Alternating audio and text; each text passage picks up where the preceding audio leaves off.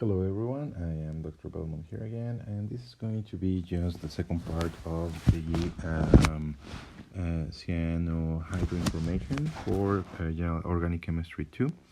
And what I'm going to discuss today is a different type of reaction which is called the Bensoin Condensation. So let's go and jump into business right now to our writing board, and please give me a second. Very well, so the name of the reaction is Bensoin Condensation.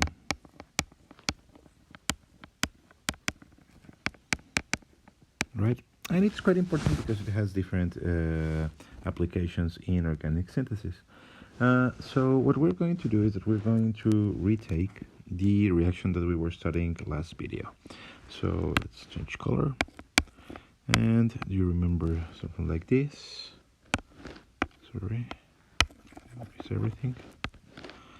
We have something like this, right? And what we have here is our aldehyde. Very well. And I'm going to use again some cyanide to react with this.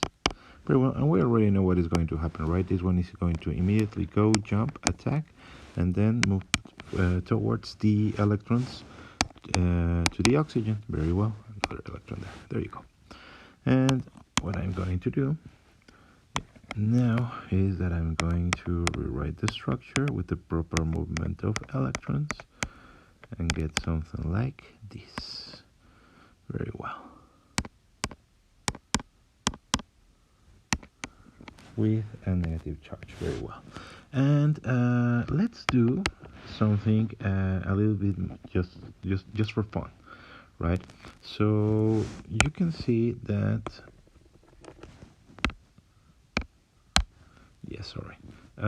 this oxygen is negative, right? And oxygens can be negative, but they also like to be a little bit stabilized. And if you can see also what we have here, a double bond, and what we have here is another double bond, and conjugated to that double bond, what we have is what? The single bond. So we can have a rearrangement of electrons and atoms in which this negative charge is going to do what? Go and pick up this hydrogen, and at the same time these electrons will jump towards the carbon, pushing the electrons now towards the nitrogen. And what we're going to have is something like this. So what you will have now, it's the carbon double bonded right to the nitrogen, holding the two lone pairs with a negative charge, and now an oxygen with the OH stabilized, right? And it's pretty crazy because what we end up is with a carbon that actually has a configuration of sp. So we started with an sp2, and right now we are working with an sp. So it's pretty cool. Actually, it's pretty convenient. And you might think, well, what is going to happen now? It depends, as always, as what? As the conditions. Because with the proper conditions, right, if we add something like, for example, another equivalent of what? Of benzaldehyde.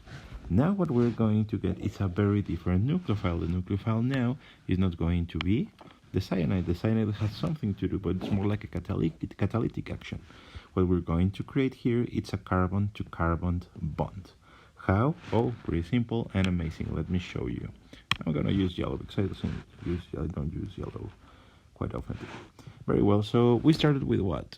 With a triple bond here, right? And I'm saying that this should be what? Kind of a catalyst. That means that somehow we need to recover our cyanide. Very well. So what's going to happen is that any of these lone pairs is going to go back. And then, right, instead of these two electrons, right, to just go somewhere else, they are going to remain where? In this carbon. In this carbon, creating what is going to be a carbanion. So let's go and erase this one for a moment. And what I will get now, right, is something like this. So I have my OH, again I have my cyanide already reestablished, right? But now what I have, it's a lone pair in the carbon. So I have kind of a carbanion. And since it is pretty close to what? To this phenyl group, it can create resonance, and then it's going to be stabilized, giving us a little bit more of half-life time. Very well.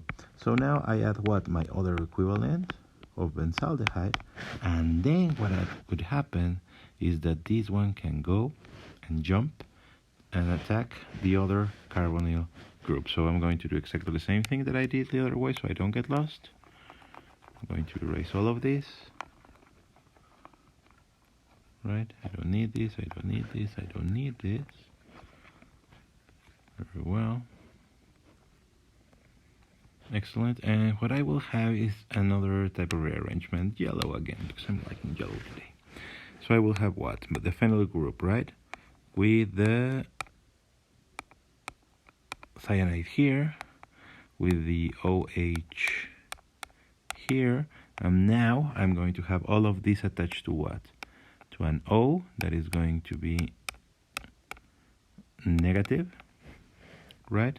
Attached to a hydrogen and attached to another phenyl group. Very well. So pretty cool, right?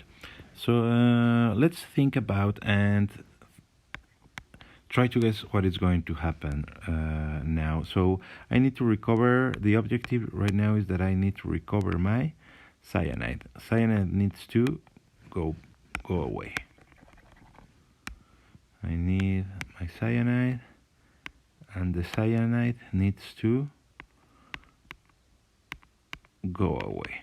So how do you think we're going to do that? Oh, pretty simple. Remember that this is the negative charge that we see here. So the most plausible thing is that these electrons are going to push back and give away the cyanide. So what we will have, right, is this phenyl group attached now to an oxygen, attached to a hydrogen, and this oxygen is going to be positive, and attached to this what I'm going to have what? Is an oxygen that actually is what? Negative, attached to what?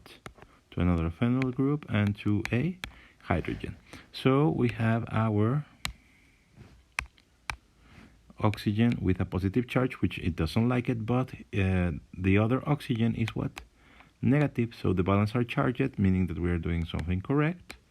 And then they are going to help. Oh, give me a second, for God's sake. Sorry. They're going to take this hydrogen here.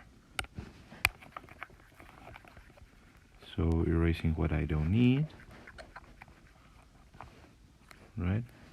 What I will get now is the continuation of the reaction, and what I will have something like this.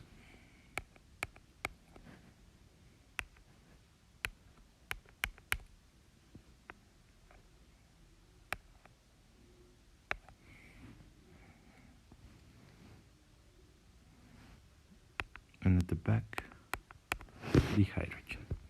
Okay? And this is going to be my final product, or how I like to call it, my target molecule. Very well, so this is going to be just a short video in order to complement the previous discussion that we have in the other time. So I hope this has been useful for you. Keep reading, and see you later. Bye-bye.